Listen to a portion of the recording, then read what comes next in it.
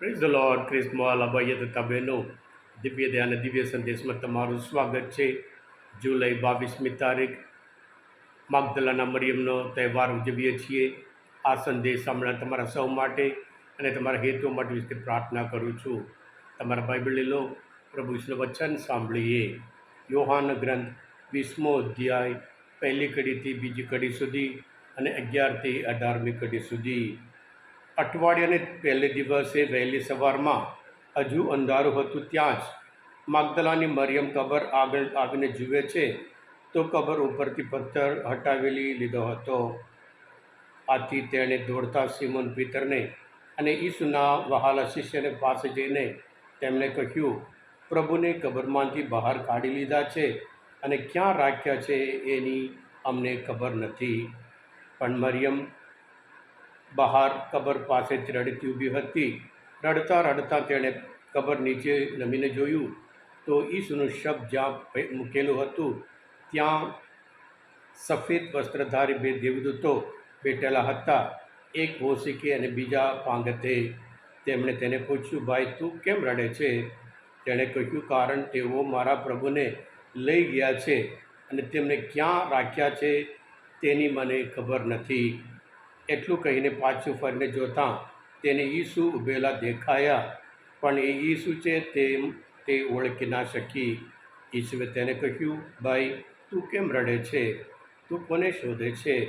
આ માળી છે એમ ધારીને તેણે કહ્યું, ભાઈ તમે જો એમને ઉપાડી ગયા હોત તો મને કહો કે તમે તેમને ક્યાં રાખ્યા છે, એટલે હું ત્યાં એમ જઈને લઈ લઈશ. ઈસુએ કહ્યું, મરિયમ. એટલે તે તેમના તરફ ફરીને હિબ્રુમાં બોલી ઉઠી, પ્રભુની અર્થાત ગુરુજી. ઈસુએ તેને કહ્યું, મને વળગીશ નહીં. હજુ હું પિતા પાસે ઉપર ચાલ્યો ગયો નથી, પણ મારા ભાઈને જઈને કહેજે કે મારા પિતા અને તમારા પિતા અને મારા ઈશ્વર અને તમારા ઈશ્વર પાસે જઈ રહ્યો છું.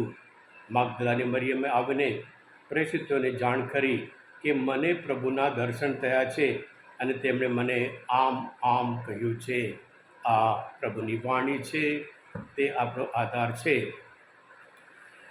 ખ્રિસ્મોલ ભાઈ તમેનો દરેક સંત માટે એક ભૂતકાળ હતો અને દરેક પાપી માટે એક ભવિષ્યકાળ છે એમ કહેવામાં આવે છે.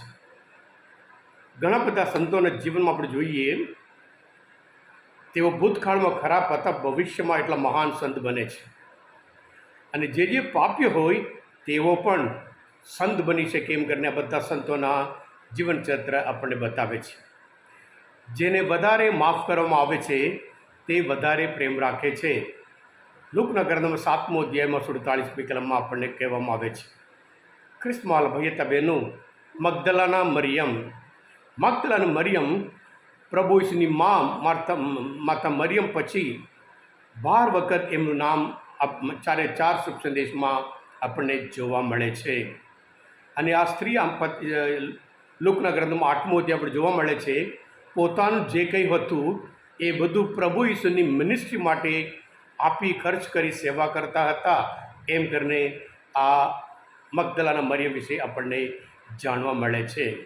ખ્રિસ્મોલ ભાઈ બહેનો, એક સ્ત્રી તરીકે 2000 વર્ષ પહેલાં કે પ્રભુ પર કેટલો બધો પ્રેમ હતો કે વહેલી સવારમાં હજુ અંધારું હતું ત્યાં કબ્રસ્તાને એને કોઈનો ડર નહીં, અંધારોનો ડર નહીં, પણ પ્રભુ પ્રત્યે એટલું બધું પ્રેમ હતું એટલે કશું જોયા, કશું એને રોકાઈ શકે નહીં અને ત્યાં જુએ છે.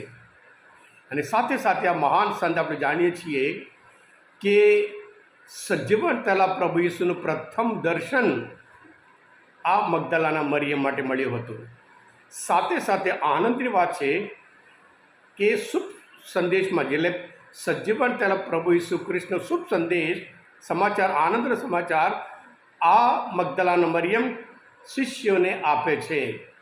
એટલે આ તહેવાર આપણે બધા માટે, આપણે બધા એવા, આપણે દરેકમાં આખી દુનિયા પાપમય દુનિયા છે.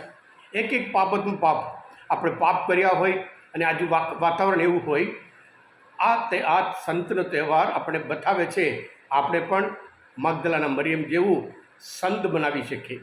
જેટલું આપણે પ્રભુ પર પ્રેમ રાખીએ, જુઓ એક એક વાક્ય એવું, ભાઈ બોલો ક્યાં લઈ ગયા છે મને ખબર, તમે કહો હું જઈને લઈ જઈશ. એક સ્ત્રી એક પુરુષને લઈ જવા તૈયાર, એટલે એ કેટલી બધી એમનો ઉમંગ, એટલો ઉત્સાહ, એટલે અતિ તીવ્ર એમના ઉપર પ્રેમ એ બતાવે છે. એટલે જેટલો પ્રભુ પર પ્રેમ રાખીએ, પ્રભુ આપણને બીજા બધા શિષ્ય કરતાં પણ પ્રથમ એમને દર્શન મળ્યું. અને આ સંત એમને પ્રેષિત અને પેલા શિષ્યને પણ જેને કહે છે પ્રભુ ઈસુના દર્શન એમને થયા અને સજીવન થયા છે. ખ્રિસ્ત ધર્મનો આધાર એ પુનરુત્થાન છે. એટલે ખ્રિસ્ત ધર્મનો આધાર પુનરુત્થાન હોય, અને ખ્રિસ્ત ધર્મનો આધાર પુનરુત્થાનને પ્રચાર કરવા માટે પ્રભુ ઈસુ એક સ્ત્રીને પસંદ કર્યા. એટલે આ તહેવાર આપણે પણ આનંદ આપે છે કે આપણે જેટલો પ્રભુ પર પ્રેમ રાખીએ એટલું પ્રભુ આપણે દર્શન આપે છે.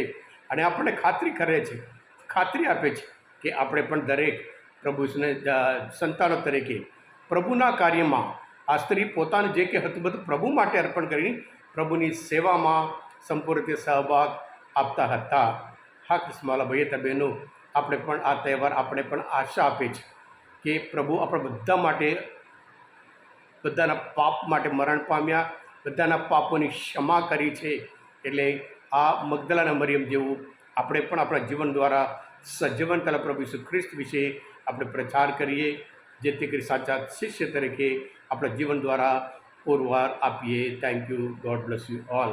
આ કૃષ્ણવાલા ભાઈ હતા બહેનો, આજના મનોચિંતન શાસ્ત્ર પાઠ સમજવા માટે, પ્રભુ ઈસુને ઓળખવા માટે મદદરૂપ થયા હોય, તમે પોતે દિવ્ય ધ્યાન દિવ્ય સંદેશ સબસ્ક્રાઈબ કરજો, કારણ તમે બધા આશીર્વાદિત છો, અભિષિક્ત છો. પ્રભુ ઈસુ, હું તમારામાં વિશ્વાસ રાખું છું. બોલો દિવ્ય દયાનો જય. God bless you all.